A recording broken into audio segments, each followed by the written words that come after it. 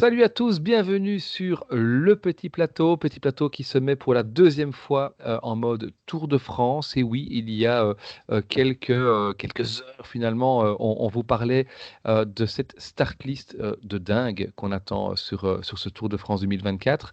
Et on avait volontairement éludé finalement les grands favoris, les blocs véritables qu'on va voir ici au début de ce tour. Donc c'est la deuxième partie de notre préface de ce tour. Et pour en parler, eh bien, Alexis, Damien sont avec moi. Salut les copains. Salut, salut. Salut tout le monde. Alors, ces favoris, ils vont évidemment se faire la gagne sur des étapes clés. Alexis, tu es un petit peu notre monsieur parcours pour cette édition.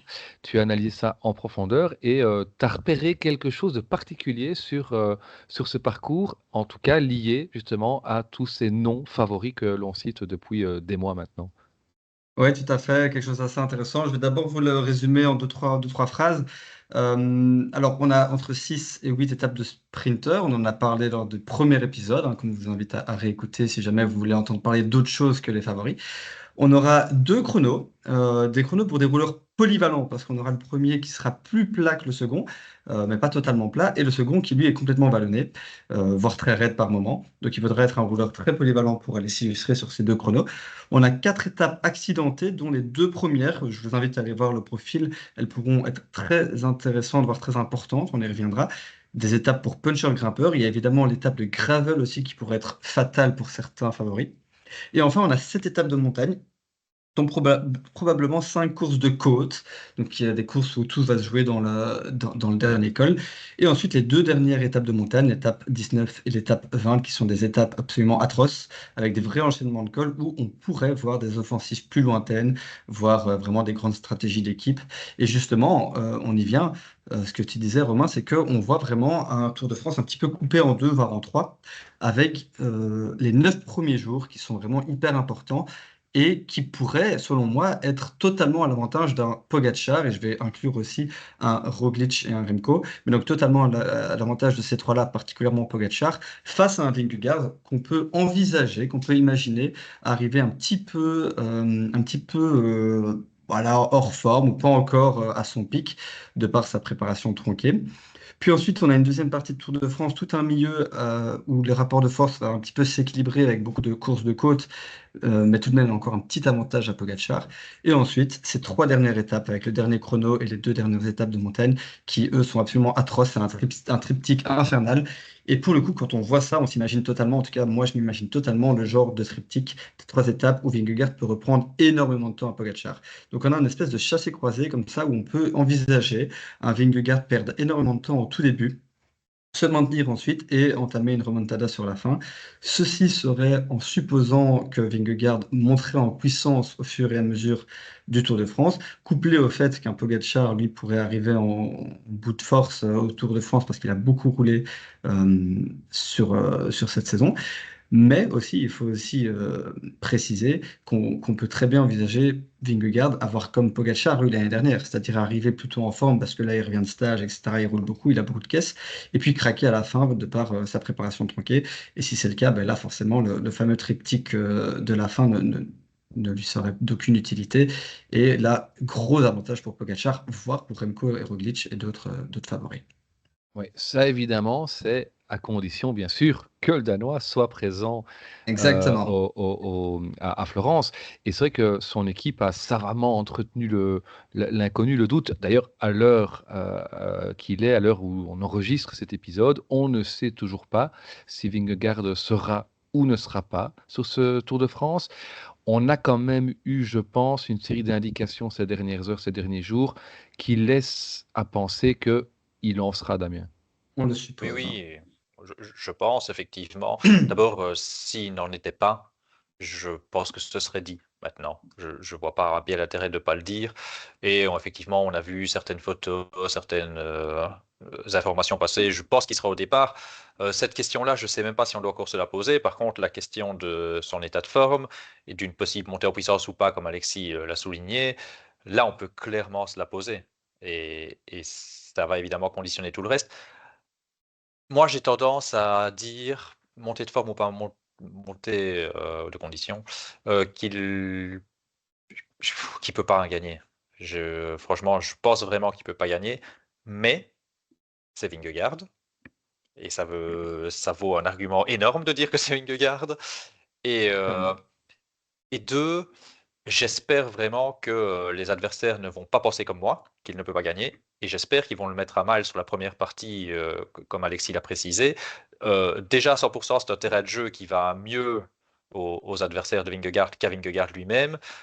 S'il arrive un peu en deçà, bah là, il faut tout de suite le mettre dans les cordes parce que il faut pas exclure effectivement qu'il puisse retrouver un bon niveau là sur la fin du tour. Et on sait que Vingegaard à son meilleur niveau, même sans la fatigue de Pogacar, en théorie, je pense que Vingegaard est meilleur sur le terrain des enchaînements en montagne. Donc Ouais. voilà, petit conseil, je suis personne pour conseiller les autres coureurs, mais petit conseil aux adversaires, mettez-le hors jeu dès que vous pouvez.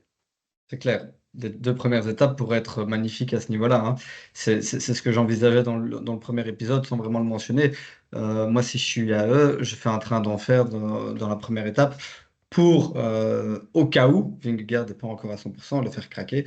Pareil dans la deuxième étape sur des très hauts pourcentages et alors d'autant plus sur la neuvième étape sur les graviers qui, a priori, ne sont pas censés avantager Vingegaard. Ces 9 premiers jours pourraient être cruciaux dans le Tour de Jonas. Oui, et bon, on aura évidemment l'occasion d'en reparler quand on évoquera les adversaires de Vingegaard, mais la clé, ce sera sans doute effectivement d'attaquer Vingegaard dès le début jusqu'à la fin. On sait que Vingegaard a écrasé le Tour l'année passée en terminant avec plus de 7 minutes d'avance sur Pogacar. On oublie parfois que Pogacar perd 6 minutes sur une étape, hein, celle du col de la Loze, et que finalement, c'est un jour sans qu'il a eu, qui s'explique par une préparation tronquée. Cette fois-ci, voilà, comme on l'a dit, hein, les rôles sont inversés. Est-ce que Vingegaard sera à fond, en forme à fond dès le départ? Peut-être, mais est-ce qu'il pourra maintenir son niveau de forme tout le tour? C'est compliqué. Et c'est vrai que l'année passée, si on reprend toujours ce scénario, Pogacar avait sans arrêt attaqué pour grappiller au fur et à mesure. Ben, si on a effectivement un tour qui se passe dans l'autre sens, ce serait intéressant de voir. Après, effectivement, enfin, Damien, tu t'es pas encore, je pense, positionné vraiment.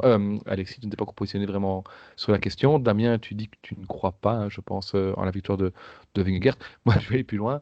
La saison de Jumbo, enfin de Visma Lease Bike est tellement pourrie que c'est c'est presque impensable au final qu'ils aillent gagner cette édition. Alexis, peut-être en deux mots, est-ce que tu vois Jonas Vingegaard gagner ce tour? Et si jamais lui n'est pas en forme ou qu'il abdique rapidement, quels sont les plans B que tu vois dans cette équipe? Alors, pour les plus fidèles de nos éditeurs, vous saurez que depuis le début de la saison, je ne crois pas en une victoire Visma sur le Tour de France, ni sur d'autres grands tours cette année. Non, non, plus sérieusement, Vingegaard, ben, on a envie de dire que c'est impossible. Mais est-ce que Vingegaard nous a pas habitués à l'extraordinaire? Donc voilà, j'ai une réponse plein de nuances comme à chaque fois, mais j'y crois pas, mais d'un autre côté, je ne l'exclus pas parce que c'est Vingegaard. Donc voilà, il faut toujours être prudent avec lui. Maintenant, les plans B, ben, il y a évidemment Sepkus qui est capable de gagner en grand tour, on l'a vu, et Jorgensen qui tient encore plus que ce que je pensais en montagne. Cependant, je persiste et j'espère, enfin, pas que je l'aime pas, hein, je l'apprécie beaucoup, c'est quelqu'un d'hyper intéressant et de hyper. Enfin voilà, sur les réseaux et tout, il est hyper intéressant, mais j'ose espérer que sur les étapes, des étapes comme l'étape 20 et 19, il va craquer, quoi. Enfin, le gars, il a quand même pas le profil d'un pur grimpeur, il fait 69 kilos, donc voilà, je continue, je persiste à dire que, il craquera à un moment, même si je le disais aussi pour Paris-Nice. Donc voilà, plan B très intéressant, plan C aussi, mais je pense qu'il y aura meilleur que. Ouais. Par contre, Jorgensen, plan B normalement devant Sepkus maintenant, alors qu'on disait tout l'inverse avant le Ouais, Dauphiné, mais moi avec ce qu'il a montré sur le Dauphiné, d'autant plus que on va revenir sur la présentation du parcours que tu as faite. Moi, Romain, je ne sais pas ce que tu en penses, mais pour moi, Jorgensen, la première partie, pareil, c'est parfait pour lui du coup, hein. bien Ça, sûr. c'est un mec qui peut accrocher. Et alors, du coup, bah, t'es bien placé jusqu'à une bonne partie hein, du Tour de France. Et là, par contre, Sepkus, je le vois déjà peut-être plus loin. Mais c'est vrai qu'ici, voilà, on évoque les plans B de la Visma, mais en parlant de plan B, vous évoquez malgré tout Ouais. des places au classement général. Est-ce que on peut imaginer une équipe Visma Lease a Bike jouer les victoires d'étape plutôt que le général sur cette édition? Oui, mais si, en Ouais. fait, bah, Ouais. c'est la course qui va le décider. Si Vingegaard tient le coup dès le départ, bah non, ils ne vont pas jouer autre chose, hein. Si c'est Jorgensen qui tient le coup, je suis plus mitigé. Je pense qu'il va avoir une bonne partie de l'équipe à son service, mais que si Wout van Aert est au départ du tour, tu peux pas non plus dire à Wout, bah non, tu te mets au service de Jorgensen. Ça, je pense quand même que Wout, il doit pouvoir avoir sa carte. Et alors, bah, fatalement, si Jorgensen ne répond pas présent, alors là, oui, c'est tout pour l'attaque, tout pour les étapes. Mm. Ouais, j'ose espérer qu'un Laporte et un Van Aert, s'ils sont présents, auront des libertés au cas où c'est Jorgensen qui est le favori, même si ils auraient peut-être tous intérêt à faire deux, trois gestes pour lui en vue de la saison 2025 sur les Flandriennes. C'est un autre débat. Maintenant, voilà, imaginons que Vingegaard soit pas dans le coup. Jorgensen, qu'on soit bien clair, même si je n'y crois pas sur. Enfin, on ne devrait pas y croire sur les étapes 19 et 20.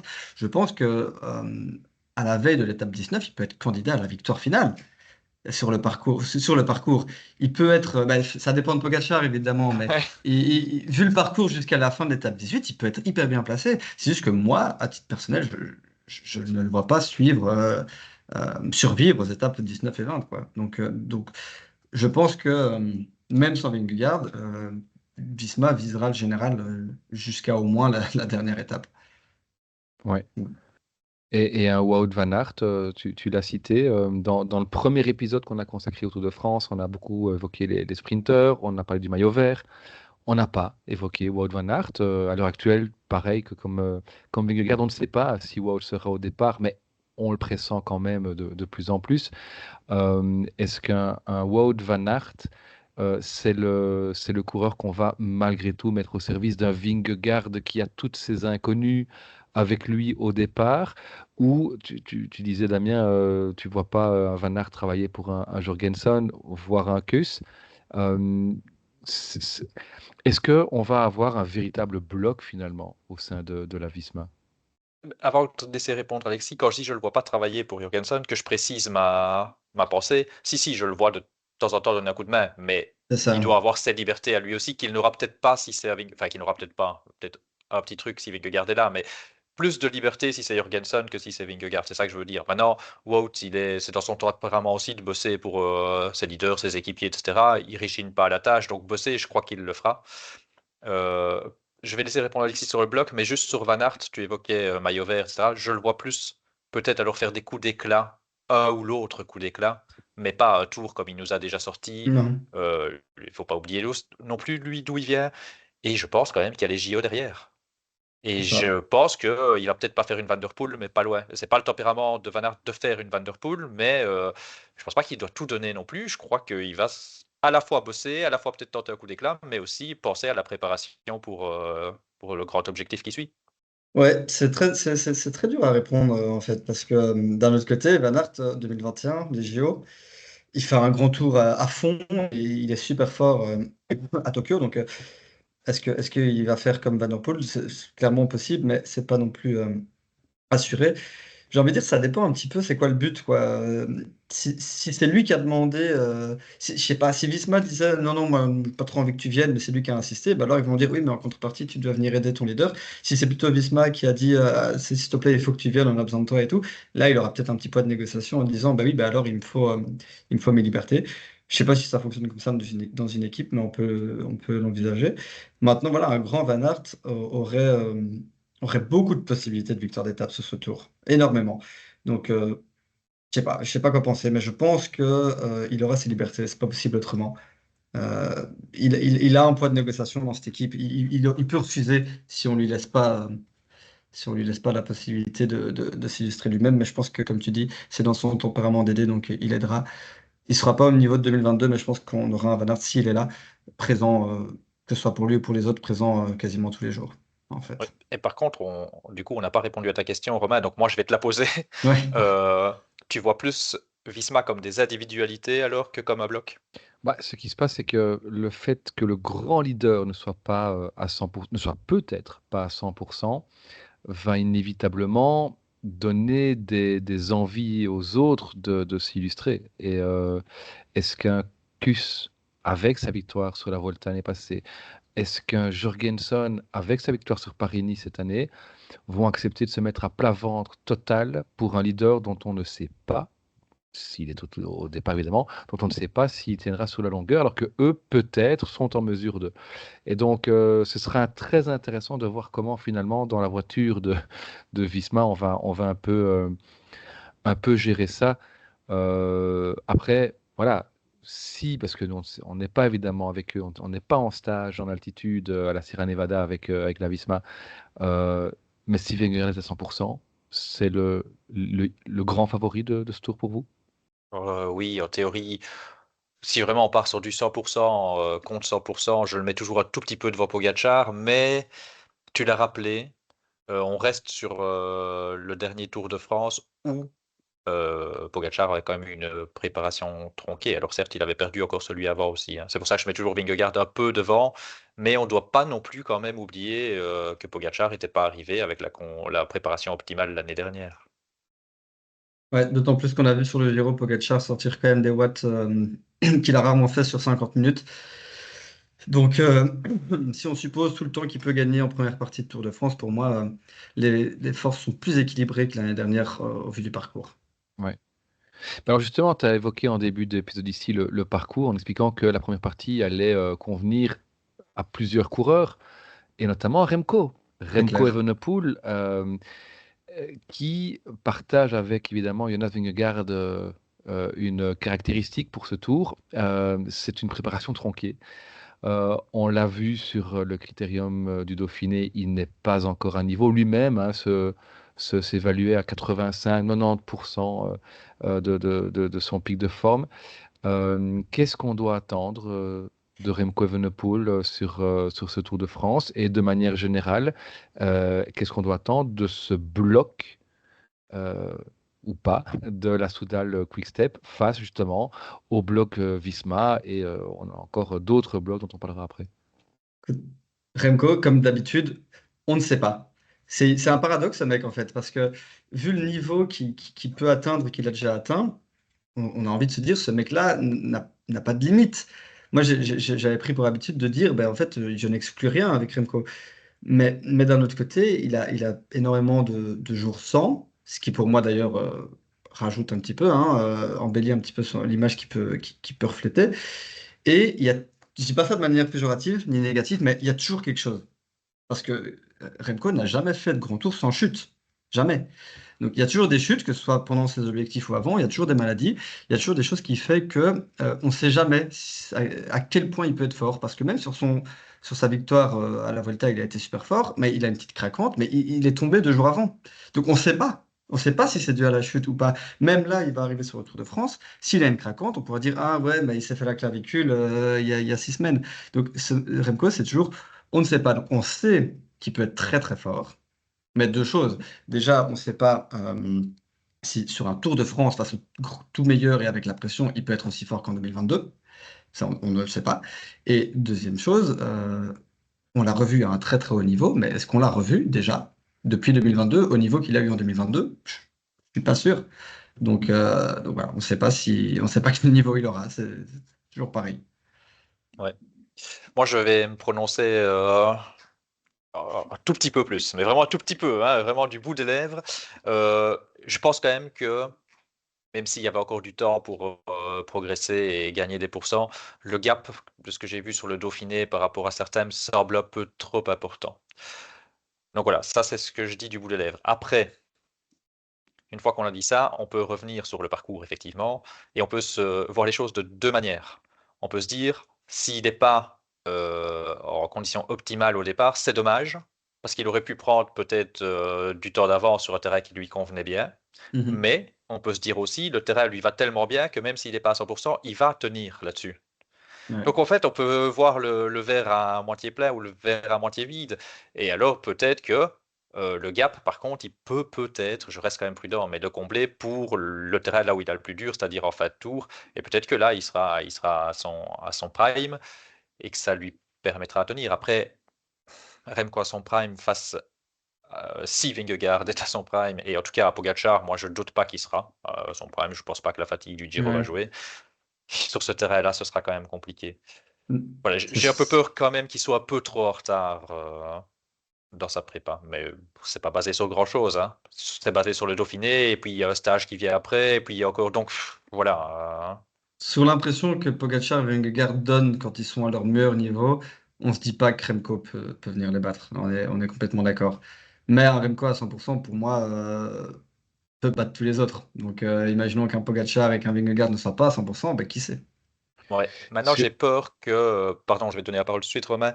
J'ai peur que, justement, tu vois, le retard qu'il a fasse qu'il est peut-être même derrière d'autres noms qu'on va citer, Ouais, d'autres gros blocs comme, possible. comme les Roglic, etc., quoi. ouais, Mhm.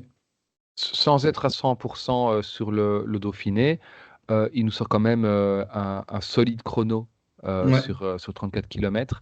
On sait que la première semaine, elle est exigeante, mais elle convient bien, tu l'as dit à Remco. Et peut-être que ce qui va moins bien lui convenir cette première semaine, c'est l'ascension du Galibier, qui peut-être pourrait être escamoté, on n'en sait rien. En tous les cas, les photos prises ces dernières heures au sommet montrent une route impraticable, hein. Il y a 1 mètre de neige dessus. Donc voilà. Est-ce que avec tout ça, est-ce qu'on peut imaginer d'avoir Remco Evenepoel en jaune à la première journée de repos? Après, donc, ce premier chrono qui est, tu l'as dit, hein, pratiquement tout plat, 25 km, enfin un peu moins, 24,5, je pense, entre Nuit-Saint-Georges et Gevrey-Chambertin. Et puis il y aura l'étape évidemment des chemins blancs 2 jours après, la veille du repos. Est-ce que on peut imaginer Remco Evenepoel en jaune à plus ou moins la mi-tour? après l'étape 7, on peut l'envisager. Après Mais pas l'étape après les chemins blancs. 9, je vais pas, je vais pas mettre ma main à couper. Ouais, moi j'aurais dit, on peut l'imaginer. J'aurais plutôt dit la petite nuance, on ne peut pas l'exclure. J'irai pas jusqu'à dire qu'on peut l'imaginer. On ne peut pas l'exclure, mais même moi je parle après le chrono. En fait, on en a parlé déjà, ça dépend comment les mecs vont aborder le tour. Si à Pogacar, il dit dès le départ, moi j'enfonce le clou et dès les premières étapes j'y vais. Je sais que le terrain convient aussi bien à Remco, mais je reviens avec ce truc que je pense pas que Remco sera vraiment totalement prêt au début du tour. Alors là, parce qu'après, entendons-nous bien, Remco il roule beaucoup mieux que Pogacar, mais Pogacar, un chrono de grand tour, hein, tu lui Ouais, reprends mais pas non plus. Hein. ouais, c'est vrai, mais je crois que j'ai quand même l'impression qu'il y a un beau gap entre Remco et Pogacar en chrono. Et tu sais quoi, mais j'ai envie de me mouiller parce que Remco est toujours fort sur ses objectifs. Et ouais, pour moi, il sera en jaune après le chrono. Parce que, imaginons qu'il soit à 100%. Alors, il- je vais être très honnête, j'adore Remco, vous le savez, je le vois pas. Enfin, je suis une girouette parce que je change d'avis tout le temps, mais en fait, à l'heure actuelle, je ne le vois pas battre Pogacar sur un grand tour, clairement, sur ce grand tour-là en tout cas. Mais par contre, un Remco à 100%, après les 7 premières étapes, il est devant Pogacar, pour moi. Je me lance.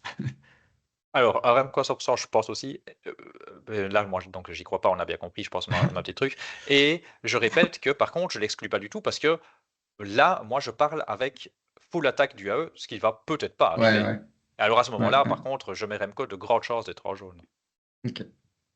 Ouais, je vous rejoins, je vais mouiller. Je pense que Remco peut être en jaune à Gevrey-Chambertin.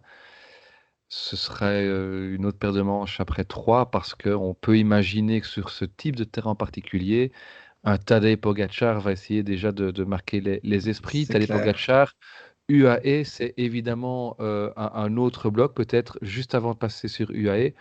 Qu'est-ce que vous pensez du bloc ou pas bloc de chez Soudal? C'est ce qu'on a vu sur les dernières courses. C'est inquiétant.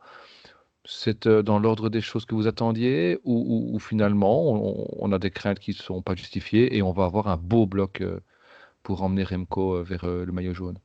En dehors de la qualité du bloc, j'ai envie de retenir un truc qu'Alexis a dit. Je me demande si c'était même pas sur le premier épisode. Oui, je crois. Euh, c'est que je sais pas s'il y a besoin non plus d'avoir 5 mecs hyper forts autour de Remco Evenepoel. comme on a pu le dire pour d'autres. Je pense que c'est pas eux qui vont devoir faire la course. C'est évidemment bien d'être bien épaulé, hein, mais voilà, je ne sais pas si ça sert. Alors, une fois qu'on a dit ça, on doit se poser la question d'avoir au moins, pour moi l'idéal, c'était d'avoir au moins un tout grand Van Wilder et un tout grand Landa. Ouais. Et Avec ça suffit effectivement, pour moi. moi aussi. Maintenant, on peut se poser des questions sur leur état de forme. Landa, c'était pas mal sur le critérium, mais on voit qu'il en manque un petit peu encore aussi. Van Wilder, je sais pas. Je sais pas ce qui se passe pour l'instant. Je sais, voilà, à voir. Mais et puis je trouve que, enfin, Landa, avec l'expérience qu'on lui connaît, on sait qu'il s'est préparé pour le rendez-vous. Et moi, j'ai pas de doute sur le fait que Landa va arriver en bonne forme. Je vais pas dire à 100% comme s'il allait chercher un top 5, mais je pense qu'il sera vraiment en bonne forme. Et c'est vrai que Van Wilder m'inquiète un peu plus. Euh, c'est- Au-delà de Van Wilder, c'est l'ensemble du groupe. On sait que Remco, c'est un footeux de base. C'est beaucoup dans la tête que ça joue. Et il a sans doute besoin, on l'a déjà évoqué à plusieurs reprises dans ce podcast, dans les précédents épisodes, hein, c'est le projet Remco chez l'équipe de Patrick Lefebvre. On sait qu'il a demandé à avoir Alaphilippe. Alaphilippe a refusé. Il y a quand même quelque chose qui se passe aussi à cet égard-là. Et donc peut-être que psychologiquement aussi, ça aurait été bien d'avoir un groupe très solide, en tout cas peut-être en apparence, pour prendre ce départ. Et là, il y a peut-être des inquiétudes qui vont venir nourrir encore en plus des inquiétudes à titre individuel. Et donc moi, c'est en cela, effectivement, où j'ai de sérieuses craintes. Sinon, juste, je voudrais faire un comparatif avec ce que j'ai dit à l'épisode 1. Je disais que Carapaz n'avait pas besoin de bloc montagne, mais parce que Oui, lui est le meilleur grimpeur de son équipe. Remco, sur les très très longs cols, Landa sera primordial si on a un Landa à 100%, parce que Landa pourra l'accompagner quand il lâchera, parce qu'il va probablement, enfin, il pourrait perdre du temps sur Vingegaard et Pogacar sur les plus longs cols. Donc là, clairement, il n'a pas besoin de quelqu'un d'autre que de Landa et de Van Wilder, on va dire, en très très haute montagne. oui. Une question pour vous. Euh, on oublie le contexte que c'est le projet Remco, qui a toutes des décisions qui découlent de plein d'autres choses que le sportif.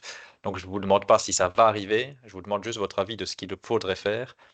Est-ce que Landa, si Remco est décroché à un moment, on imagine que Landa n'a pas encore perdu de temps, il l'attend? Ça dépend où. En fait, si c'est... Mais bon, le problème, c'est qu'il Non, n'y en a pas évidemment, je beaucoup. te parle pas de l'avant-dernier jour, hein, mais Non, non. Mhm. Imaginons quoique. que Remco, mais alors là, Remco doit être honnête, mais il est en perdition totale au pied du Galibier, qui a encore 20 cols d'ascension. Il l'attend pas.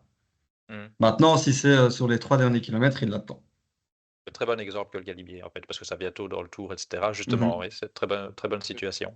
Ouais, mon avis est différent. Je pense qu'il doit l'attendre. Il doit Ok. l'attendre.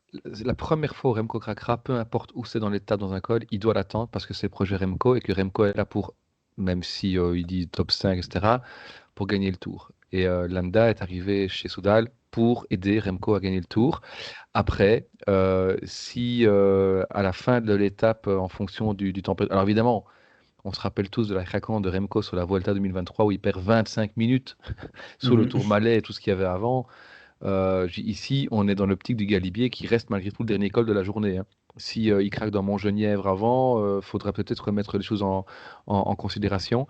Mais je crois que la première fois que Remco craquera ou craquerait, Landa doit l'attendre et on fait les comptes le soir à l'hôtel. Et là, je rejoins effectivement Damien. Remco devrait être honnête et dire si c'est une craquante que voilà, il n'a pas compris. On continue comme ça. Ou si finalement il le sent pas et voilà. Quoi qu'il arrive, j'ose espérer que c'est déjà acté chez Soudal en interne Bien sûr. de comment ça va se passer pour ne pas créer de frustration inutile sur. Mais j'ai répondu en mettant de deux côtés le projet Remco, hein. Oui, c'est ce que j'allais dire. En fait, Ouais. sur le projet Remco, on ne peut qu'être d'accord. Tu peux Sinon, je suis pas, d'accord, bien tu sûr. construis autour de Remco, tu peux pas lui dire à moindre craquante, ben voilà, maintenant c'est Landa qui y va alors qu'on l'avait recruté pour toi. Maintenant, Si, j'imagine vraiment en abstraction totale de ça, quoi. oui. Tu vois, juste sur un truc vraiment purement Mais sportif. Tu vois ce qui s'est passé avec Almeida sur le Giro, le premier Giro ouais, où ouais. Remco reprend. On sait. Allez, ne me faites pas croire que même chez Quickstep, ils pensaient que Remco pouvait faire quelque chose sur ce Giro. On sait que ça va pas aller jusqu'au bout. Et on fait relever Almeida, qui était très content ce jour-là. Euh, qui est Et toujours très puis au final, on content. s'en mord peut-être un peu les doigts parce que il fait un sacré Giro derrière Almeida. Alors Landa, de toute façon, on va pas aller gagner le Tour, on est bien d'accord, hein, mais Non, moi je reste sur ma position, et alors cette fois-ci, indépendamment effectivement du projet Remco, hem, il y a une hiérarchie qui est fixée à la base. Il y a un leader, il y a un lieutenant. Sur une course de 3 semaines avec des écarts, je rappelle quand même que l'année passée, le 10e est à presque une demi-heure, hein, de Vingegaard. Je suis pas sûr qu'il y ait 4 coureurs, dans les 10 minutes. Je pense que le 3e, Adam Yates, est juste en dessous des limites ou juste au-dessus des 10 minutes de retard. Donc tu peux pas, dès que ton leader sur le premier col, je dis pas le premier col de la course, hein, sinon ce sera la première étape, mais si sur la première fois qu'il y a une difficulté pour ton leader, tu dis non, reste devant, bah, ça sert à quoi d'avoir un coéquipier alors? Et C'est mais donc, clair. justement, pour moi, indépendamment du projet Remco, je pense que en tout cas, quand tu viens avec une volonté de performer et de gagner, tu dois avoir une hiérarchie établie à la base. Si après cette craquante, tu la revois, il n'y a aucun problème. Ou alors, il faut dire en fonction des états de forme avant la course, ben, finalement, notre leader, ça va être Landa. Et que Evenepoel va se mettre au ah, service de. Mais je pense que, en tout cas sur le dernier course qu'on a vu, Landa n'a pas montré plus de signes encourageants, entre guillemets, Non, non, non. qu'Evenepoel. Donc non, pour non, toutes ces non. raisons, moi, il n'y a rien à faire. Et je ne dis pas ça parce que je suis belge, sincèrement. On a beaucoup parlé ces derniers jours de la série Netflix sur le Tour de France. On a vu l'exemple avec AG2R où O'Connor craque 17 fois avant qu'on se dise, bon, ben, finalement, gars, une, une minute devant ou 3 minutes devant Ben O'Connor au classement général, allez, on va en faire notre leader. Vous prenez l'exemple de Ineos où on ne sait pas très bien. Finalement, à la mi-tour, Carlos Rodriguez est une minute devant Pidcock. Bon, on va en faire notre leader. Je veux dire, pour moi, sur une course de 3 semaines, c'est fondamental d'avoir une hiérarchie et de ne pas, au premier pépin qui arrive, dire non, t'es plus notre leader. C'est se foutre en l'air le gars, même s'il perd 3 minutes. Hein. 3 minutes sur une course de 3 semaines, c'est énorme. En tout cas, c'est énorme pour aller chercher. Enfin, non, justement pas. C'est pas énorme dans l'optique d'aller chercher une place au classement général. Dans l'optique d'une victoire, ce serait différent, mais on n'est pas le cas. La question se posera plus pour le bloc suivant qu'on va aborder, qui sera UI. Ouais, Mais je suis d'accord avec toi sur la question de l'inversion de leader. Par contre, je suis pas à 100% raccord sur le fait qu'il faut à tout prix une hiérarchie claire. Alors là, je sors complètement du cadre de Soudal et de Remco, etc. Qu'il faut qu'à partir avec 2 leaders sur un pied d'égalité et que la course se décidera, je suis pas convaincu que ce soit si mauvais. Qu'il il faille y à en a tout beaucoup qui le prix un font, hein. leader et un équipier juste en dessous. Enfin, un mec leader de substitution, si tu veux. Je suis pas si sûr que tu dois décider, toi t'es le leader et toi t'es le leader de substitution. Moi, ça peut être, les gars, vous faites votre course et après on verra ce qui se passe en fonction de qui fait quoi sur qui craque le premier, qui perd du temps, etc. Ouais, Mais voilà, je peux me tromper, hein. je répète qu'on on reste ici dans l'optique d'une équipe qui vise un podium, voire la Oui, victoire oui, bien finale. sûr. On serait dans une équipe qui vise un top 5. Ça ne me dérange pas d'aller avec deux leaders, comme on Mm. a vu par exemple. Enfin, on ne l'aura pas ici parce qu'il y a un autre gars derrière eux, mais comme on pourrait imaginer Bora arriver avec Hindley et Vlasov, bah, on pourrait imaginer de leur dire, bah, les gars, voilà, vous Mhm, jouez chacun votre carte, il n'y en a pas un qui doit travailler pour l'autre, c'est ça. et vice-versa. Donc, mais non, je pense que pour une équipe qui vise un podium, il faut avoir un leader, et de nouveau, ça fait partie d'un objectif de nouveau ici, indépendamment du plan Remco, du projet Remco, c'est à partir d'un objectif de se dire on vient ce tour pour aller chercher un podium avec un coureur et on met tout pour ça. Et si effectivement après deux, trois craquantes ou que là ça devient vraiment compliqué, on se rend compte qu'il y a quand même une dynamique qui s'inverse, alors il sera temps de changer.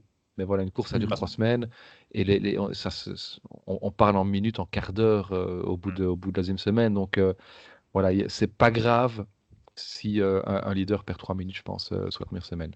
De toute Ce façon, on sera foutu digresse pour la victoire. Mais- Oui, oui. Mais de toute façon, on digresse un petit peu parce que de toute façon, c'est le projet Remco et la question se Ouais. pose même pas en vrai, hein. Non, clairement. Et puis moi, qu'on s'entende bien, après on peut passer à autre chose, mais quand j'envisageais que Landa ne la tourne pas au pied du Galibier, c'est s'il fait une craquante, s'il sent qu'il fait une craquante comme sur la Vuelta et qu'il va perdre 10 minutes sur la seule ascension du Galibier, hein. S'il va perdre 2 minutes, 3 minutes, évidemment, Landa attend ça, on est d'accord là-dessus. ouais, ouais. Ouais. Mais c'est vrai que allez, un autre bloc qui va venir avec, au départ, c'est annoncé comme ça en tous les cas. Plusieurs leaders, c'est UAE. Dans les résultats récents, on a vu qu'ils sont tous, je ne vais pas dire au top, mais en tous les cas, ils sont tous au-dessus des autres, et pas qu'un peu, et à plusieurs. Qu'est-ce que vous attendez de cette équipe et surtout, quelles vont être les dynamiques justement internes en sachant qu'il y a a priori le grandissime favori, mais qu'il y a dans cette équipe des mecs qui revendiquent clairement un co-leadership, voire leur carte blanche. Donc, qu'est-ce que UAE vous inspire sur ce tour? On va peut-être quand même si ceux qui nous écoutent le savent déjà, mais on va quand même peut-être juste rappeler quelle est cette start list fantastique. Pogacar, Ayuso, Almeida, Yates, Sivakov, Soler, et on rajoute pour la forme Wellens et Polite. C'est une équipe de dingue. Ouais. Avant de lancer Damien dans l'arène, j'ai envie de dire co-leadership. Alors là, vraiment, je préfère en rigoler. Je pense qu'il y a un monde de différence entre Pogacar et les autres. Et quand on voit les chiffres, mais les chiffres qui ont été sortis par Adam Yates et Almeida sur le Tour de Suisse, ben, on ne peut qu'avoir peur de ce que Pogacar va produire sur le Tour de France. Tout à fait d'accord. Tout à fait d'accord. Je rajouterais juste que ils ont tellement de super grands noms que pas du tout en co-leader, mais ils peuvent en désigner un qui bossera nettement moins que les autres. Parce qu'on ne sait jamais ce qui peut arriver à Pogacar, de la fatigue, mais même simplement une chute ou quoi, ce serait bête d'avoir épuisé tous ces mecs-là, alors que ça n'arrivera peut-être pas, mais je dis pas que c'est les favoris, mais c'est pas impossible qu'ils soient 1, 2, 3 et 4 si vraiment ils faisaient chacun leur course. Donc, à un moment donné, Ah, tu vois, c'est c'est indécent, oui, c'est un truc de vraiment. fou. C'est un truc de fou. Donc, voilà. Alors qui va faire quoi? S'ils en laissent un, qui? Moi, pour moi, c'est celui sur lequel on a le moins de certitude puisqu'il est sorti du Dauphiné, mais c'est Ayuso. En fait, c'est Ayuso. On parlait de projet avec Remco. Je ne dis pas qu'il y a eu un projet Ayuso, mais c'est quand même un peu plus la pépite par rapport aux autres. Et je pense que si tu dis à Ayuso, t'es le premier à bosser, mon gars, ça va pas le faire. Donc voilà, moi je pense que les choses vont être définies. Je me projette sur un truc qui est peut-être totalement faux. Almeida, c'est lui qui doit tout faire péter. Ayuso, c'est celui qui est en réserve de la République. Et Yates, c'est le vrai bras droit de Pogacar qui met Pogacar sur orbite. C'est comme ça que Ouais, je vois c'est possible. le quatuor. C'est d'ailleurs c'est ce qui est annoncé. Hein. Yates lui-même a dit au lendemain de sa victoire ici sur le Tour de Suisse que son rôle sur le Tour de France, ce sera d'être la dernière rampe de lancement de la fusée Pogacar. Donc à travers ça, il confirme aussi que Pogacar, évidemment, sera le seul et unique leader, Et ce qui Ayuso, semble alors? logique. Ce qui- Franchement, c'est impossible à dire, hein. Ouais, Ayuso, rôle plus libre, alors, Ben, moi, éventuellement. quand je dis plus libre, en tout cas, enfin, quoique, allez savoir s'il peut attaquer ou pas. Moi, c'est vraiment juste, je reste en réserve, je tiens tant que je peux. Je fais pas l'effort, en fait. Ouais, c'est ça, Almeida fait je reste dans l'effort. les roues, quoi. Voilà, Je exactement. suis pas forcément l'attaque de Pogacar, mais ouais, je reste en embuscade avec les autres qui essaient de suivre ou quoi. C'est ce Mais que j'imagine. moi, en théorie, j'aurais placé Almeida, enfin, vous savez, hein, j'aurais placé Almeida un petit peu en dessous des autres, mais avec ce qu'on a vu autour de Suisse, je peux plus. Ouais, Franchement, je peux plus, clairement. hein. Incroyable. Non, franchement, j'arrive même pas à imaginer une tactique parce que Almeida et Yates, moi j'ai tendance à les voir moins beaux qu'est-ce qu'ils sont, mais autour de Suisse, mais c'est extraordinaire quoi, ce qu'ils ont fait. Donc, ouais, j'arrive même pas à envisager. J'ai même, ouais, que penser d'Ayuso quand on voit ce qu'Almeida et Yates ont fait quoi. Franchement, Et ouais, ce qui est intéressant, c'est que malgré tout, malgré tous ces mecs-là qui sont super forts, moi je suis d'avis que non seulement ça se discute pas le leadership de Pogacar, et que souvent je dis quand Pogacar n'est pas là, sortez le popcorn UAE quand il y a Almeida, Ayuso et tout ça sur une même course. Autant là, pour moi, ça va très bien se passer. Ça va être un super bloc. En plus de ça, quoi, il va pas y avoir de guerre d'ego. Enfin, j'ai pas l'impression. Je pense que c'est une équipe où ils vont avoir un goal bien précis. C'est archi dominer cette course. C'est marcher sur le tour et si accessoirement on peut répondre à la Visma qui avait fait un 2-3 sur la Vuelta en faisant un 2-3 sur le Tour, ben, on s'en privera pas. Donc je pense qu'ils vont vraiment avoir un objectif commun malgré le fait que ce soit tous des, alors je ne veux pas dire vainqueurs en puissance, faut peut-être pas exagérer, mais tous des candidats crédibles à une victoire sur un grand Tour, quoi. Oui, mais c'est vrai que bon, Pogacar reste effectivement en tant que leader de cette équipe par rapport à ce qu'il a montré, par rapport, à l'état de forme, en tout cas dans l'inconnu de la concurrence, ça reste évidemment le principal favori de ce Tour de France, ça je pense qu'on est d'accord. Comme UAE reste le principal favori pour le classement par équipe. C'est un classement dont on parle assez peu, mais qui, on sait est intéressant pour les sponsors notamment. Comme Ayuso pourrait être un des favoris pour le classement du maillot blanc. On sait que Pogacar ne peut plus y prétendre cette année, hein, donc ça va changer. Un Remco, par contre, peut y prétendre. Un Jorgensen aussi, je pense, est encore dans les limites. Euh, Quand même, revenir un instant sur Almeida. Donc, on sait que Yates veut faire le dernier étage de la fusée et manifestement semble s'en contenter, surtout s'il peut gagner des courses comme le Tour de Suisse par ailleurs. Je reviens sur Almeida, tu l'as dit tantôt quand on a parlé de Remco Evenepoel, où on a évoqué le Tour d'Italie 2021, si je ne m'abuse. Euh, c'est un coureur qui a une forte personnalité, qui a un fort ego. Est-ce que on peut sincèrement, vu justement les résultats sur le Tour de Suisse, demander à Almeida de se contenter de faire exploser tout dans l'avant-dernier col et de terminer toutes les étapes à 10 minutes pour être de nouveau frais le lendemain? Est-ce qu'on peut le demander et est-ce qu'il le fera? Ouais, je crois. En fait, déjà, c'est pas vraiment la même chose par rapport à l'époque Remco où on le fait relever, enfin, tu vois, il se dit, j'ai plus de chances, à la limite, dans sa tête, c'est je vais finir devant Remco quoi qu'il arrive sur ce Giro. Donc, c'est déjà un peu plus difficile. Il est plus jeune, c'est une jeune promesse qui venait de faire un beau Giro l'année d'avant. On n'est plus dans la même chose. Il a signé chez UAE, il sait ce qu'il fait en signant dans une équipe Exact. pareille. Voilà. Et alors, justement, son Tour de Suisse me conforte dans l'idée que peut-être il peut le faire. Alors, il a failli quand même renverser la hiérarchie en bousculant Yates, mais au final, il a fait le boulot. Alors, Mhm. encore une fois, je parle de ce que j'ai lu parce que j'ai pas vu les étapes, mais je pense qu'il a fait un boulot monumental, Ouais, ce qui conduit beaucoup de monde apparemment. à dire qu'il était certainement le plus fort de ce Tour de Suisse, parce qu'il finit finalement pas loin de Yates alors qu'il a abattu beaucoup plus de travail. Alors, si tu veux bien, alors ce n'est que entre guillemets le Tour de Suisse, mais si tu veux bien abattre un boulot comme ça pour Adam Yates, on voit pourquoi tu le ferais pas pour Pogacar. Ouais, je me trompe peut-être, mais je pense que Pogacar était déjà là quand il a signé chez UAE, donc il sait ce qu'il attend. Je pense que les contrats sont clairs. En effet, je suis d'accord avec Romain, ça a l'air d'être une forte personnalité, et là, il va peut-être commencer à vouloir revendiquer des trucs. Mais pour moi, c'est clair, UAE doit lui dire, écoute, non, toi, ton rôle, ce sera 10 minutes avant l'attaque de Pogacar, tu fais un train d'enfer et tu fais exploser tout le monde. Et on verra peut-être ce qu'on voyait l'année passée avec Visma, dès l'accélération d'Almeida, plus personne qui suit derrière, mis à part deux, trois gars, quoi. Et Ayuso, pour être complet, Ayuso est tombé sur le critérium du Dauphiné, donc peut-être que ça peut avoir un petit impact aussi. Pour moi, Romain, pour te répondre encore sur Almeida, ce qu'il peut revendiquer, alors maintenant tu te bats dans la hiérarchie pour le Giro et la Vuelta, par exemple. Mhm, Tu vois, tu te bats avec des Ayuso, avec des Yates pour voir qui peut être leader sur une autre course. Mais tu peux rien revendiquer si tu fais une course avec Pogacar, quoi. c'est ça. Ouais. Pogacar, justement, tu l'as dit tantôt, hein, quand on a évoqué Vingegaard, Pogacar arrivera à 100% et tu ne crois pas en la fatigue du Giro. Du coup, bah, je m'adresse à Alexis. Est-ce que tu penses que Tadej Pogacar peut être à 100% de la première à la dernière étape? Parce qu'on se rappelle quand même que sur les deux derniers Tours de France, à chaque fois, il y a une étape où il passe à travers.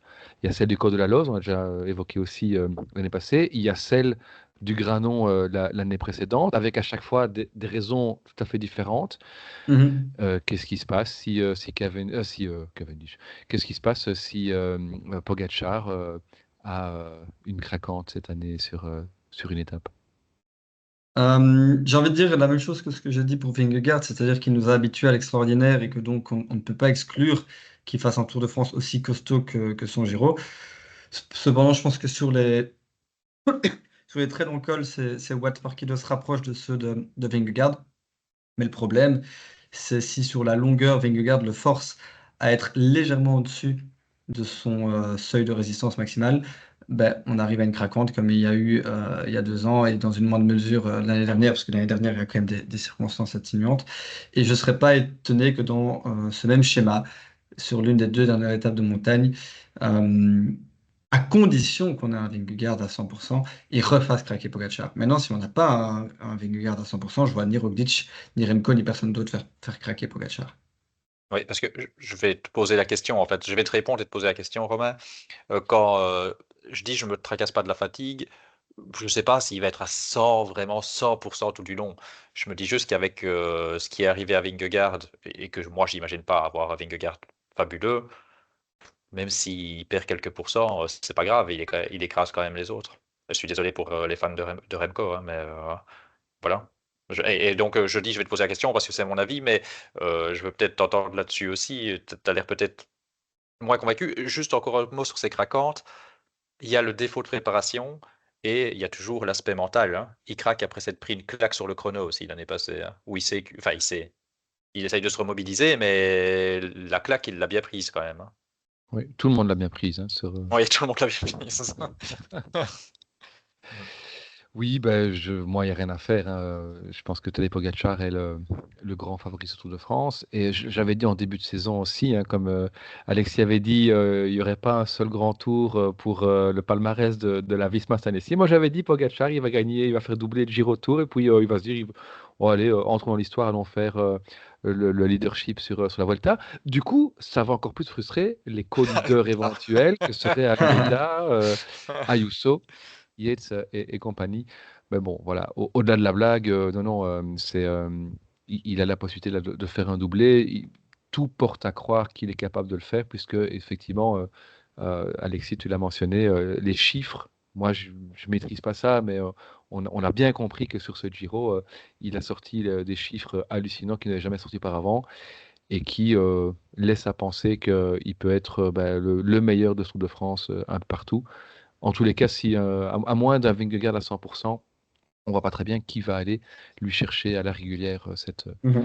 cette victoire, à moins qu'un Primoz Roglic qui va venir pour peut-être son baroud d'honneur, venir tenter quelque chose. Primoz Roglic, qui n'arrive pas seul, hein. On a évoqué le groupe Visma. Bon, si Vingegaard n'est pas à 100%, le groupe en prend un coup.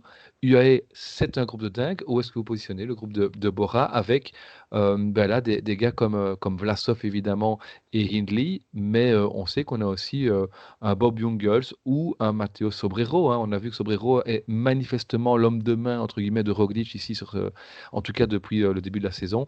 Hein, on l'avait vu sur Paris-Nice et on l'a encore vu, je pense, ici sur le critérium du Dauphiné. Qu'est-ce que vous attendez de Roglic, donc, et de ce collectif Bora-Hansgrohe, qui devrait d'ailleurs s'appeler, hein, on rappelle, sur ce Tour de France, Red Bull Bora-Hansgrohe. Alexis, je vais te laisser répondre parce que en début de saison, il avait dit que c'était Roglic le principal adversaire C'est vrai, c'est vrai. pour le tour. Je l'ai dit au début de saison, hein, je le dirai Ouais. pas forcément maintenant. Euh, dans le cadre de mon pari fou, on le rappelle. Écoute, je vais pas la comparer à UAE parce que UAE, comme on dit, c'est indécent. Je veux dire, dans un monde normal, ça n'existe pas, cette équipe-là. Dans un monde normal, Bora, c'est une magnifique équipe. T'as Roglic en leader et t'as Hindley et Vlasov comme deux lieutenants de luxe. Franchement, non, c'est une magnifique équipe. Sobrero, Jungels, Haller, Nico Denz et Danny Van Poppel pour les autres noms de la liste. Je sais pas trop quoi dire. Moi, j'ai quand même envie d'y croire pour Roglic. Mais pareil, si on a les meilleurs Vingegaard et Pogacar, c'est toujours la même chose.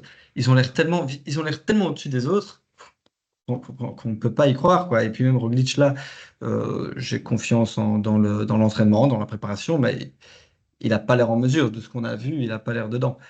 Même si je pense qu'on aura un bon Primož Roglic qui sera prêt pour ce tour, il sera prêt, mais il sera prêt pour la troisième place. Ah, carrément pour la troisième place, ok. Non, je sais pas, je dis ça un peu pour provoquer, mais ouais, voilà, Ouais, je ouais. l'imagine pas en jaune à Paris, à Nice. Moi, j'ai deux petits trucs à dire et puis j'ai une question. Le petit truc d'abord à dire, c'est on a su taper sur Vlasov. Là, il a su faire l'équipier modèle quand même Ouais, pour ouais, Roglic à fond. sur le Dauphiné. Donc, franchement, là, chapeau pour ce qu'il a fait. C'était vraiment à la fois impressionnant par le niveau et à la fois de se mettre comme ça au service de son leader. C'était très bien. La deuxième chose que j'ai à dire, c'est que Roglic, j'y crois s'il a pris des petits trous avec. Et voilà. Et alors ma question, qu'est-ce qu'on pense de la dernière étape du Dauphiné de Roglic? Parce que je l'ai pas vu venir. Et donc ça me pose question parce que je trouvais tout était bien. Roglic, je trouvais bien justement pas encore au top, mais encore gagner des pourcents comme ses adversaires. Donc moi le voir comme ça au-dessus de ses adversaires, en plus il les distance pas plus que ça, mais bon, c'est Roglic, quoi. Hein. On ne doit pas s'attendre de C'est Roglic de ça. voir faire du Pogacar ou du Vingegaard de toute façon. Donc voilà. Mais alors après, la dernière étape du Dauphiné, je me dis, oh, hop, j'ai perdu tous mes repères. Donc je sais pas du tout comment vous analysez cette petite craquante sur la dernière étape. En Oui, fait, je pense que... je vais me permettre Vas-y. d'intervenir en premier parce que j'ai pas vu l'étape. Donc Mhm. voilà, très sincèrement, j'ai pas d'avis sur la question. Mais effectivement, sur papier, dans le résultat, on peut se poser des questions ou en tous les cas, se dire que comme on le pressent depuis le début de la saison, Roglic est sans doute passé au-delà de son prime et que c'est un coureur qui euh, vient plus pour jouer la troisième place qu'autre chose. La Mhm. troisième aussi, ok. Pourquoi? Toi, tu le vois plus loin ou... Ben non, en fait, je vais y venir avec une prochaine équipe, mais vous, quand vous dites troisième, c'est derrière les deux, derrière Pogacar et Vingegaard? Ouais.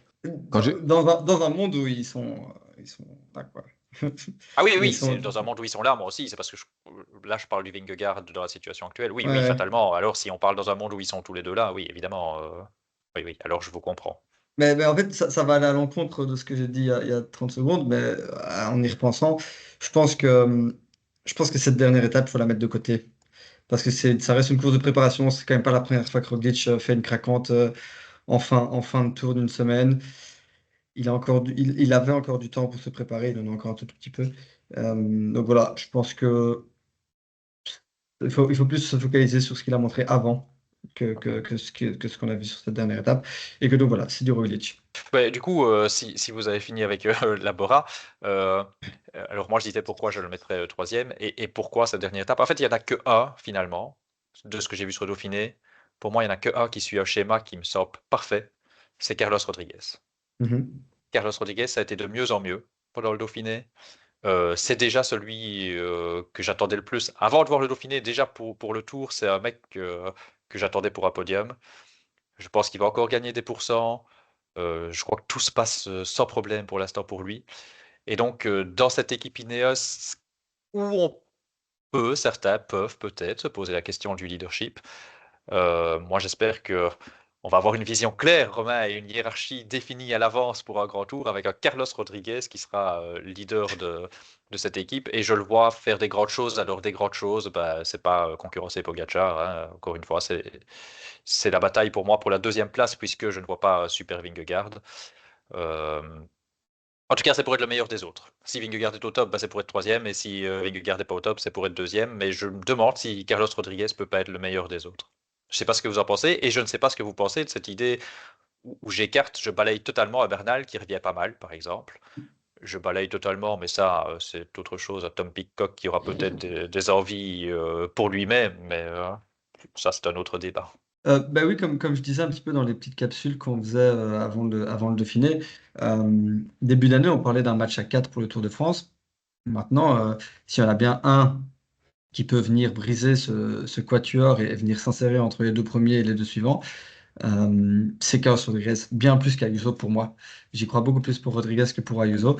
Je suis totalement d'accord avec toi je suis super curieux. En fait, je suis très excité par lui sur ce Tour de France. Je m'attends à beaucoup de choses et c'est clair et net. Alors, c'est peut-être moi qui fabule, mais j'ai l'impression que ça parle d'un leadership de Pidcock, mais pour moi, non, ça doit être Rodriguez à 100%. Mais c'est peut-être moi qui ai vu une mauvaise info ou qui suis influencé par Netflix et de ce que j'ai pu entendre de l'année dernière. Mais non, Rodriguez, leader à 100% et même devant Bernal qui revient. Et je suis très content de voir le retour. Mais voilà. Je suis assez d'accord. C'est vrai que, allez, Carlos Rodriguez, on va pas se faire que des amis ici, mais c'est sans doute dans le cyclisme espagnol la pépite la plus prometteuse à l'état actuel des choses. En tous les cas, et là je rejoins un peu Damien, celle qui suit la trajectoire la plus, Mhm. comment je vais dire ça, pas la plus logique, mais en tous les cas, Ayuso a des hauts et des bas, il était très vite, très fort. Voilà, Carlos Rodriguez grandit vraiment bien petit à petit. Et donc, il ne serait pas illogique de voir effectivement l'Espagnol ici venir concurrencer les quatre favoris. C'est très certainement pour moi le favori, en tout cas pour. Enfin, c'est un favori pour le top 5. Plus qu'Ayuso, qu'Almeida, que Yates, parce que ces gars sont a En priori plus. coéquipiers de Pogacar. Ah bon, ça c'est aussi. Euh, Après, la question que je me pose aussi, c'est est-ce qu'on va travailler pour lui chez Ineos? On a vu, tu as parlé de Netflix. C'est une des choses, moi, qui m'a marqué dans la saison 2, c'est cette volonté de l'équipe Ineos d'absolument vouloir avoir ce leader. Je me contredis un petit peu, peut-être pour ceux qui ont suivi ce que je racontais, pour le cas Remco Evenepoel avec Mikel Landa, où j'estime que c'est quand même mieux de partir avec une hiérarchie, euh, comment, en tout cas définie à l'avance. Bah ici, oui, on a Rodriguez, on a Pidcock que je ne vois en aucun cas battre Rodriguez sur son Tour de France. Et on a un Egan Bernal qui est le dernier vainqueur de Tour de France chez Ineos, qui revient très très fort. Et puis on a quand même, on n'a pas encore cité, Geraint Thomas qui Ouais. sera là, a priori pas pour jouer la gagne, mais qui en tous les cas devrait apporter quelque chose aussi dans cette équipe. Est-ce qu'on peut imaginer d'avoir un Pidcock, un Thomas et un Bernal bosser pour Rodriguez? Je ne sais pas. Euh, Pas Pitcock, je pense. Ben, Pidcock, non, sans doute Mais tu... pas. Thomas, peut-être bien, c'est Oui. le genre de gars qui peut se mettre à plat ventre pour un jeune gars. Ouais. Un Bernal, est-ce qu'un Bernal sait Je ne dis pas qu'il n'aura pas la volonté de le faire, mais Je sais est-ce qu'il pas. sait le faire? Je sais Par pas, contre, il y moi, a deux Ouais. plus. Et il y a de et plus. il y a de plus, bien sûr, et Kwiatkowski aussi. Mais je vais aller au-delà. On a vu l'année passée que, à partir du moment où Ineos n'était pas en mesure de revendiquer la victoire, il fallait changer et il fallait essayer d'aller chercher des étapes. Euh, Ici, on a parlé dans le premier épisode consacré au Tour de France et qu'on a consacré à toutes les autres équipes finalement que les 5 grands blocs qu'on énumère ici aujourd'hui. On a évoqué une série d'équipes avec une startlist très intéressante pour aller briguer des étapes partout. Est-ce que c'est fou? Est-ce que ce serait fou selon vous de se dire, tiens, est-ce que finalement Ineos n'a pas la meilleure équipe possible pour aller briguer des étapes et ne pas jouer un classement général? C'est Oui. Pour moi, c'est ce Si, serait fou, fou. mais... Pour moi, mais, ce mais serait fou. On peut dire, en théorie, oui, mais en pratique, ils ne vont pas le faire parce que tu connais Ineos, ils vont même rouler quand ils ne te font pas rouler. Donc, Oui, mais je suis d'accord sur le fait qu'ils vont rouler trop, ça, comme toujours. Euh, Après, parce que c'est Ineos, mais moi je serais patron d'Ineos, je vais pas pour les étapes, je fais oui. pas feu d'artifice, je vais pour le classement parce que si je vous dis que avec ce que je pense, il y a que Pogacar qui est au-dessus de Rodriguez. Quand il y a qu'un homme qui est au-dessus de ton coureur, tu sais pas ce Mhm. qui peut arriver à cet homme-là. Là, tu dois tout mettre en œuvre pour que Rodriguez il reste toujours dans la course, même si c'est à 5 minutes de Pogacar qui, pour une raison ou une autre, ne reprendrait pas le départ. Donc pour moi, tu ne peux pas te dire j'ai une Dream Team pour un feu d'artifice. Par contre, il y a un mec qui ne saura pas le faire, alors on ne doit pas accepter tous ses caprices, mais d'un autre côté, je trouve qu'il a le profil idéal, c'est Pidcock. Mhm. Moi, je comprendrais qu'on mette toute l'équipe, sauf Pidcock, au service de Rodriguez, pas Pidcock pour qu'il joue à classement. Pidcock pour qu'il fasse un Tour de France dans l'esprit du fameux Tour Van Aert. Alors, il n'arrivera jamais à faire ce que Van Aert a fait, mais dans cet esprit-là, c'est-à-dire, joue ta carte, mon gars. De toute façon, c'est ce qui lui va le mieux, hein. Lui, ça en tête peut-être pour un classement, mais là, pour l'instant, clairement, va chercher des étapes. Tu peux aller en chercher. Tu as un profil incroyable. Donc, fais ta course. Et Ineos, honnêtement, quand tu vois l'équipe, ils peuvent se permettre de dire à Pidcock, vas-y, hein. Écoute, si tu as Bernal, et moi je suis persuadé que Bernal voudra et saura le faire, donc j'ai aucun souci avec ça, je pense que Bernal va être d'une grande aide. De plus, c'est le gars dont on parle pas assez, parce que franchement, et là, Incroyable. contrairement au premier épisode où j'ai dit Steph Kras, c'est parce qu'on est belge qu'on en parle, de plus, c'est pas parce que je suis belge, il est monstrueux, franchement. Mhm. Kwiatkowski peut clairement faire le boulot aussi. Thomas, dans l'esprit, oui. Après, je sais pas ce que ça va valoir en enchaînant, mais bref, pour moi, non, ils doivent pas faire un feu d'artifice étape. Ils doivent vraiment viser un minima un podium. C'est bien un podium quand même aussi. Même si c'est une Mhm. équipe qui a beaucoup C'est gagné ça, un des grands podium, ouais. tours, un podium, c'est bien. Donc, vise ton podium avec Carlos et éventuellement donne un peu de liberté à Pidcock, je sais pas. Si les directeurs sportifs sont plus lucides que l'année dernière, ou en tout cas ce qu'on a voulu nous faire croire pour l'année dernière, et qu'ils sont bien axés sur le fait que Carlos Rodriguez est leur seul et unique leader, pour moi, je suis d'accord avec toi, Damien, ils doivent aller avec une équipe qui l'entoure, parce que non seulement il est parmi les grands favoris du podium, mais en plus de ça, contrairement à ce que je disais pour IF, l'épisode 1, ici, ils ont une équipe qui lui permet, enfin, qui permet d'accompagner Rodriguez relativement loin, même très loin en montagne. Donc voilà, pour ces deux raisons-là, ils ont raison, je trouve, de mettre une équipe autour de lui. Et je suis assez d'accord avec ce que tu dis pour Pitcock. Et est-ce que c'est pas pour boucler la boucle, l'équipe, peut-être la seule, sur papier en tout cas, qui peut rivaliser avec UAE pour le classement par équipe? Ah, On rappelle Non. quand même pour ceux qui suivent moins que le classement par équipe, c'est le temps des 3 meilleurs de chaque équipe additionné étape par étape, hein. Donc dans une configuration comme Visma où on a Vingegaard, Kuss et Jorgensen, et puis c'est un peu plus faible, en tout cas dans la haute montagne, que chez Bora, on a Roglic, Hindley, Vlasov, et puis c'est un petit peu plus faible dans la haute montagne. Je ne parle pas de l'équipe de Remco Evenepoel ou à part Landa, il y a peut-être Van Wilder et encore. Ici, on a quand même 4, voire même 5 gars qui sont en mesure d'aller chercher un top 15-20 à chaque étape de haute montagne et de faire des écarts. Est-ce que Ineos, est-ce que ce serait envisageable de voir une équipe comme Ineos jouer le classement par équipe, tout simplement, par Pour exemple? Bon, après, il y a évidemment, je vais te parler de Liberté de Pitcock, mais pour moi, si une équipe peut battre UAE sur le classement par équipe, c'est une équipe qui doit pouvoir prendre des échappées et tout ça. C'est pas une équipe qui ressemble à UAE. Une équipe qui ressemble à UAE, si Ineos fait ça et si Bora fait ça, ils ont zéro chance malgré des très bons coureurs. Bon, sauf, évidemment, on sait jamais ce qui peut arriver, hein, si tu as les 3 mecs de chez UAE qui ont le Covid et qui partent. Mais Mm, je veux dire, sans aléas. Si ça échappe, pour moi, ça peut être que des mecs qui prennent des équipes qui placent plein de mecs en échappée. Et ça me semble totalement improbable, hein, mais je vois que ça en fait. ouais. Ils ont l'équipe pour viser un classement par équipe, mais pas passer à UAE, en fait. C'est juste ça. C'est ça, voilà. UAE est juste trop fort. Ok. Peut-être une toute dernière question pour terminer et faire la boucle avec le premier épisode aussi qu'on a proposé à nos auditeurs. Dans celui-ci, dans ce second, on vient d'évoquer les 5 grands blocs et on a vu que leur nom l'indique, hein, dans les blocs, il y a chaque fois 2, 3, 4 coureurs, parfois même 5 qui intrinsèquement peuvent aller chercher, revendiquer en tout cas un top 10, top 15, top 20.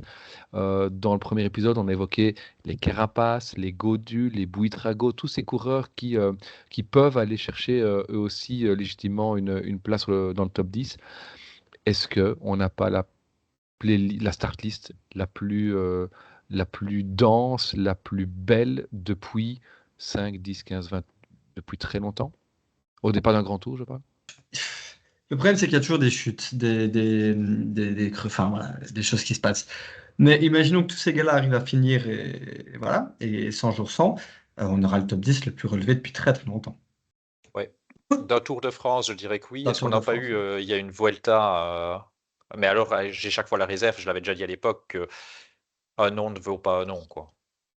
Parce que quand on fait pas un objectif, enfin, je veux dire, les mecs qui viennent sur le Tour Mhm. ou les mecs qui viennent en rattrapage sur la Vuelta, même si c'est les mêmes coureurs, la Ouais. qualité de la start list n'est pourtant pas la même. Donc Mhm. alors à ce moment-là, oui, je te rejoins, je pense qu'on a la plus belle start list depuis très longtemps. Ok. En tout début de premier épisode, tu nous demandais quelle était la hype qu'on avait Mmh. pour ce Tour de France. Je sais pas vous, moi le fait d'en discuter ici dans 2 épisodes consacrés environ 2 heures hein, finalement à ce tour, elle a encore monté d'un cran. Je suis On d'accord. approche en tous les cas, le Tour de France c'est bientôt, c'est déjà ce 29 juin, grand départ de Toscane et de Florence. On a appris d'ailleurs il y a quelques jours que le grand départ l'année prochaine, non de 2026, ce serait Barcelone. Donc on va encore continuer à faire les visites à l'étranger. En tous les cas, ici, voilà, un tour qu'on attend évidemment avec grande impatience, un tour qui s'annonce explosif, qui s'annonce mythique. En tous les cas, merci à tous de nous avoir écoutés aussi longuement, hein. On est reparti sur des épisodes un peu plus longs ici, mais Tour de France oblige évidemment la plus belle course, alors qu'en plus c'est la plus belle Mhm. start list depuis très longtemps. On ne pouvait pas passer à côté. On vous rappelle 2 épisodes, celui-ci bien évidemment, et le précédent consacré à toutes les autres équipes, à la quête du maillot vert, du maillot à pois et des victoires d'étape. On vous le recommande évidemment chaudement également. Alexis, Damien, on va évidemment se voir dans peu de temps pour suivre ensemble ce Tour de France. Et je vous souhaite une courageuse attente jusque-là. Et puis évidemment un excellent Tour de France. Merci à vous. Et on se retrouve bientôt. Ciao, ciao. Ouais, ciao, ciao. Salut, bon tour à tous.